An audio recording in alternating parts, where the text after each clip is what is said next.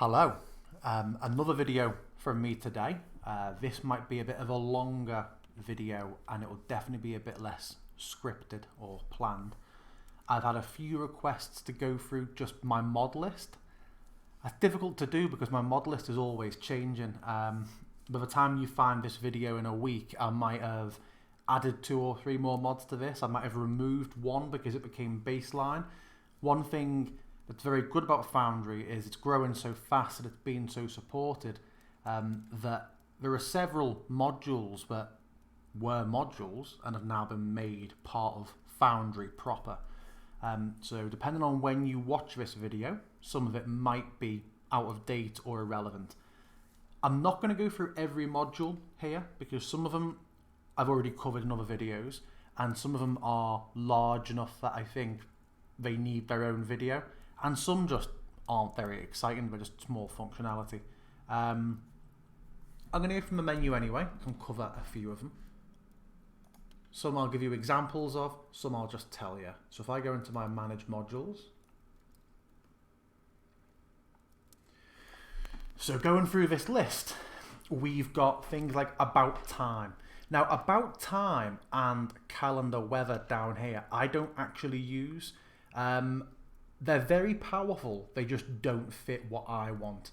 So I came to Foundry from Fantasy Grounds, and one of the main things that it feels like Fantasy Grounds has an advantage over Foundry on is just an in-game calendar. It was so easy for me to make a calendar, set how many days were in a month, and then if a group of, if the party were talking to a vendor who said, yeah, come back in 4 days and that shield will be ready, I could go into my calendar and in 4 days time put a little private reminder to myself that someone's coming up. I hoped that's what these would do. They don't. They're more about tying the passage of 6-second intervals into rounds of combat automatically. So if you have some of the more advanced macros that Foundry can do and you want, for example, the effect of Bless to come off after 10 rounds if it hasn't been concentrationed off, you can automate all of that.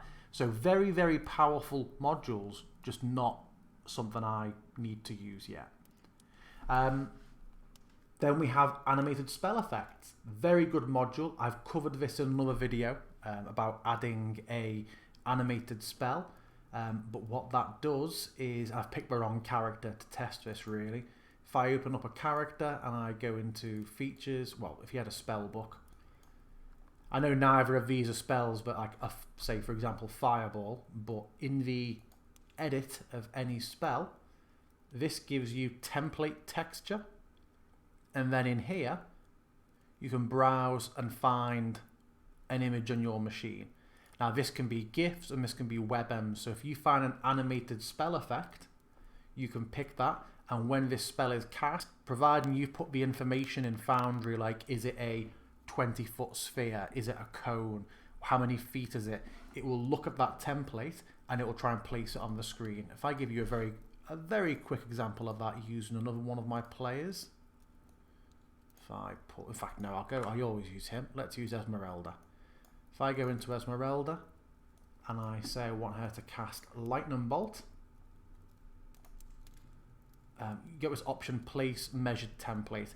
If you have a spell that has an image in for it and you have defined how many feet or what sort of size it is, you have this option to drop a spell template, and then when I cast the spell for Lightning Bolt, that's the image I've got, and I can place it, and you'll see it even shows you it targeted the Barbarian when the spell was put across it, showing who's going to be affected by this spell cast.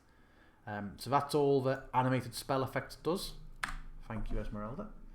Better NPC Sheet 5e, to bring her back actually, is an alternative style of sheet. I don't use it for everything. I use it for things that don't have too much information. This is what it looks like.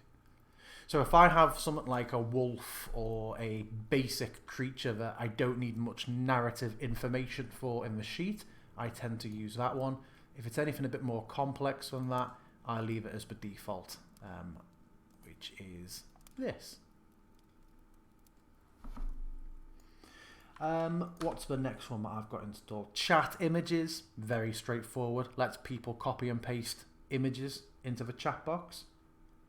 Chat portrait, I don't know why I've got that on really. It just means when someone writes in the chat box, it brings up whatever their art is. If you're running on a text-based campaign, that can be quite handy. I'm not even sure why I have it installed. Chat scrolling I'm meant to have enabled. Don't know why that's disabled.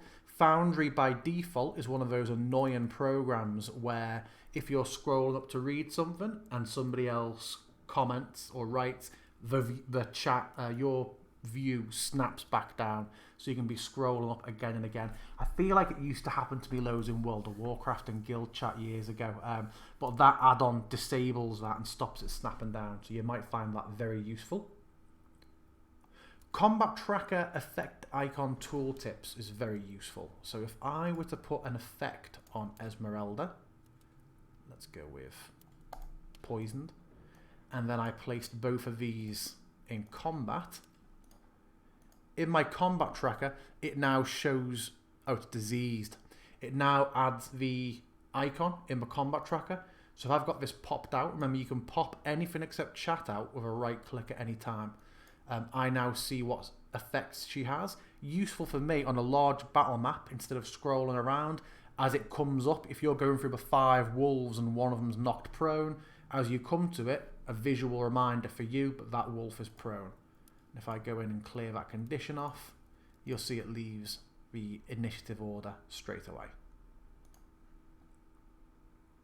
Combat Utility Belt is a module I'll do another video on. That is a very large module that contains multiple of its own menus.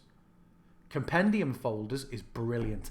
So compendium folders is a really simple one. It just changes the view of your compendiums. By default, these are just all one great big list that are not in any categories, and that becomes very annoying once you start to do a lot of things. So this takes the type of compendium, actor, default, item, journal, macro, and scene are the categories, and it gives you collapsible menus. I wish they would put a playlist equivalent of this in. But yeah, that's a very, very quick module. If you're starting to build your own compendiums, is invaluable. Next we have Crash 5e's downtime tracking. Now, I haven't used this much yet, but I think I'm going to. It might be something I use more on my next campaign, because my Curse of Strahd is quite far along. With this, if I get rid of Esmeralda again, I'm going to add in another one of my players. In a player record, you now have a downtime tab. In here, you can, and you can do this for NPCs, you can add in downtime activities. So this player has been kind enough for me to add in the 2 spell books that he's going through. He's worked out how many spells are in there, he knows how long it takes to transcribe a spell, and he's set these up. If I use a different character and look at his downtime, he won't have any. If I go to add one in, I can give it a name. I can choose if does it rely off a tool or a skill check. Is it a simple one, just like a passage of time? Sometimes you find things that are just what are they called? My old campaign used, but I found it online. Like a book. If you spend 24 hours over the next week reading this book, you can kind of attune to these books as a side slot. It would give you +1 charisma in negotiation checks. And that just needed an amount of time passing. If I just put in simple, no, do you know what, I'm going to put in ability, and I'm going to go test description. Once it's in there, I can go in and I can say, well, what is the ability that's going to be used for it? This could be history. You know, if he spends a certain amount of time, no, do you know what, I'm going to say performance. If he spends a certain amount of time each week performing, he gains proficiency with this tool. I'm going to say 100. Spend 100. That seems extreme. Spend 24 hours. Practice. I can't type today. Practicing the loot. I really can't type. I've put that in. And now when we go in for each hour he does, I can either up it, or if you want to just randomize how much he's going to go up by, because it could be something where decipher paragraphs of a book, and depending on the intelligence roll, some days you might only decipher one, some days you could decipher more. So if I roll that, he rolled a 14 and a d20. I can edit all of this. So he obviously didn't spend 14 hours. That would have been more of a decipher one. You could just go in and say, yeah, okay, you spent 2 hours practicing, update that. The next day, oh, what, you spent another 3 hours, increase it. And it fills up and shows you how much they've completed. I think in the future, I'm going to do that for things like the blacksmith in Vallaki and Curse of Strahd. The archer wanted him to design some new arrow types. So I would, next time I'm running a campaign, I would add those in using the NPC shopkeeper module I've demonstrated in another video. I'll link below. I always say that, I never remember to. I might say, well, you can buy this research from him, and then it adds a downtime activity of this passage of time or these materials for him to develop those new arrows. Very, very easy to do. So it can be done for players and it can be done for NPCs as well. Curse of Strahd stuff isn't relevant for you. That's one of my players has made a load of items and feats and unearthed arcana stuff for his character, and it's to be imported. Curse of Zoom has now been, well, it's called deprecated in there. It's been made baseline. That just meant that where you zoom, where you have your mouse when you zoom, is where it centers on. So a nice feature which is now core baseline in Foundry. Dancing lights. So I'm using dancing lights at the moment. This is a module that adds, I need to move around a bit. There we go, go into light mode. This adds a huge amount of features to lighting. Everything from here onwards is part of the module. It allows you to set flicker effects, lightning effect, electric faults, choose the colour of those lightning effects, the speed of them, how much they jump around. So you could have a steady little oil lamp, could have very little shimmer to it, but an outdoor torch mounted on the wall on a windy night could have a huge amount of sort of throughout. You can see here, if I go back to my character view, the fire and the hearth have got a little bit of a flicker, and you wouldn't believe how helpful that is for ambience as time goes on. If I just quickly tab through to one of my Death House tabs in the library, you have a combination of the fire and the... Oh, Esmeralda's still open. The combination of the fire and the audio from the fire and the pattern of the windows, I think, really gives a scale of height in that room, and just in a way that if I click away from the character and I'm no longer getting the ambient light, that's okay. That's pretty cool how it looks now. But that's definitely better. Dancing Light is one that I may do another video on in the future, because that is a very, very good module. Deselection just lets you click away from things to deselect them. Quite often in the past you had to press escape to go and cancel out of things. With this you can just click elsewhere. Dice So Nice and Dice Tray. Right, I like these. Dice Tray adds these features in down here. Just extra dice, but if I mouse over, I can add into the chat box. You see if I click it multiple times, it's building up a pool, and I can click through and build a significant dice pool when I click roll. Now what you're seeing here is Dice So Nice. So Dice Tray just gives you these, and if you can add those rolls. Dice So Nice makes dice rolls appear on the screen. Now players and DMs like this because every player can go into the settings and can configure. Now I'm seeing more than a player would, but players can go in and have a huge number of features on how they configure their dice. Now you can spend hours doing this. There's all sorts of styles and themes and colours. Yeah, you can and textures to the die. You can really go down a bit of a rabbit hole configuring these, and it's nice because then when players are rolling, They all have their nice little personal spin and their dice. The dice collide with each other. It doesn't affect the outcomes of the rolls, but it looks quite funny. Sometimes we get loads of spin on. I just think it, especially if you're streaming to people, it adds a nice bit of visual to your stream for people to see.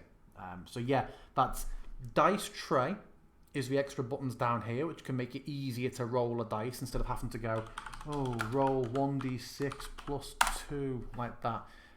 You could just build a dice pool. And Dice So Nice is setting up all the visuals. Definitely recommend those two. Dynamic effects, I've covered in another video, which I made about 20 minutes before starting this one.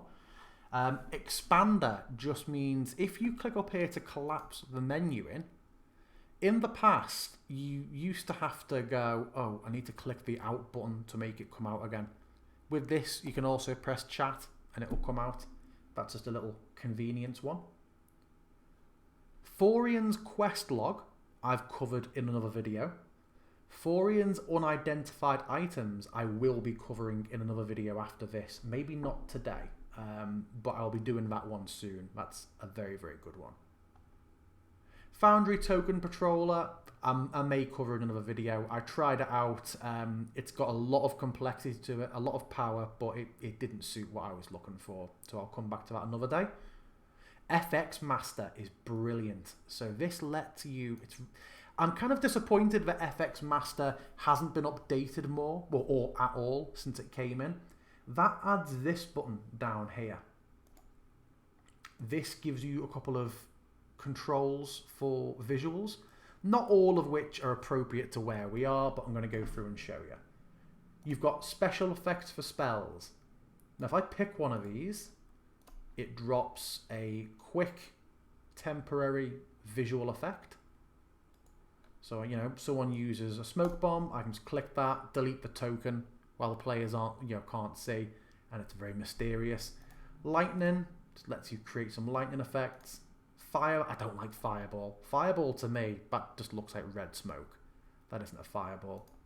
Nature, just some generic leaves, and then Sacred Flame. I use Sacred Flame a lot when my cleric casts it. Not that he ever hits with it, but nice little visual effects.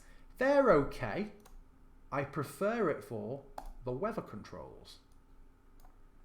So each of the, and you'll have, although I haven't called it out by name, if you've watched any of my other videos, you'll have seen this. Snow falling on maps, rain, the bats and ravens that you see flying over things like the Barovia map, a lot of the fog. Like we're not in the best map for it at the moment, but if I went into fog and ramped it up, I can turn the density up, the speed, the direction, the colour.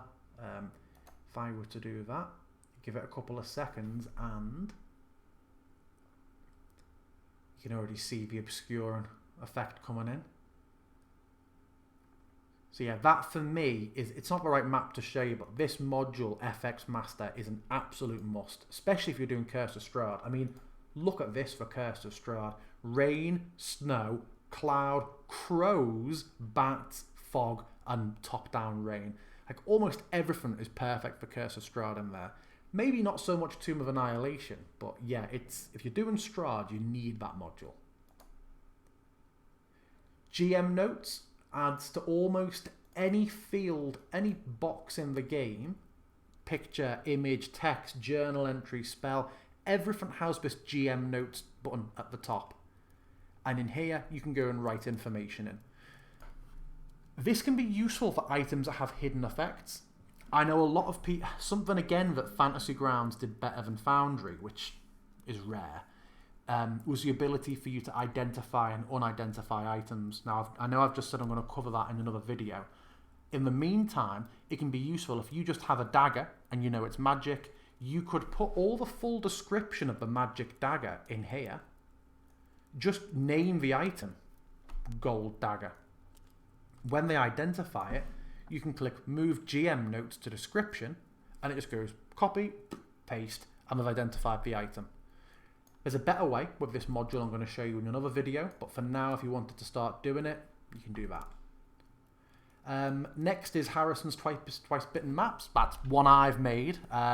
that's more of a test. If you don't know, if you found my videos just through YouTube, I'm a moderator and a contributor on the Curse of Strahd subreddit and Discord, and they have an ongoing Curse of Strahd campaign, streamed Critical Role style, called Twice Bitten, and I've made all the maps for them for that, and I had to create that module to export them out, so that's not a real module. Hide GM roles means that roles that the GM makes are hidden and can be toggled to show everybody else. I don't think it works at the moment because of something else I've done. I'll come back to that another time. Elandriel's hotbar uses.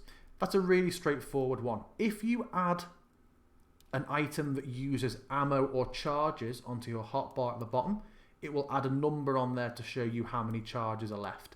So rangers that have a macro for shooting their bow, or if you use a macro for torchlight, which consumes your torches, I'll show you something else to do with that later, then it will show on screen the number ticking down. I'm very aware I'm coming up on 20 minutes, and that's a long time to run through videos, run through modules. So I think I will leave it there for now, and I will pick up at Inventory Plus on my next video, which I'll hope to make tomorrow before or after my session. So that's an initial sort of 10-15 modules that I use in my Foundry. We will continue with the rest next time. If you made it through this entire video, which is definitely less fun than the usual videos, but it is something that's been requested a few times, then thank you very much for sticking around. If there's anything you want to see, any comments, any feedback, do just drop me a comment. But otherwise, thank you very much and see you next time.